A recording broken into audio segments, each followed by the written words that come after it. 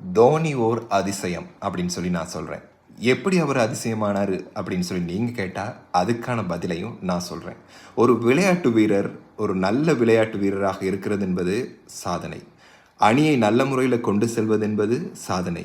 பல வெற்றிகளுக்கு பங்களிப்பது என்பது சாதனை.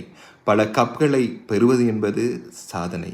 ஆனால் தனது நாட்டு ரசிகர்கள் உட்பட உலகளாவிய ரீதியில் இருக்கக்கூடிய ரசிகர்களின் மனதை வென்றெடுப்பது என்பது மிகப்பெரிய சாதனை. அதுதான் தோனி ஓர் அதிசயம் என்று சொன்னேன்.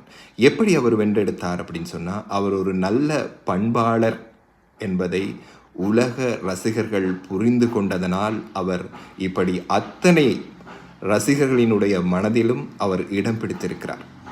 பொதுவான ஒரு விளையாட்டு வீரராக அவர் இருக்கிறார். இதுதான் அவருடைய சாதனை. இன்னும் ஒரு விஷயத்தையும் நான் உங்களுக்கு ஞாபகப்படுத்த வேண்டும். சாதாரண மட்டத்திலிருந்து அவர் சிகரத்தை தொட்டிருக்கிறார். ஒரு டிக்கெட் கலெக்டராக இருந்தவர், ஒரு புகையிரத நிலையத்தில் டிக்கெட் சேகரிப்பாளராக இருந்தவர், இன்றைக்கு உலகளாவிய ரீதியில் மிகப்பெரிய ஒரு விளையாட்டு வீரராக இருக்கிறார்.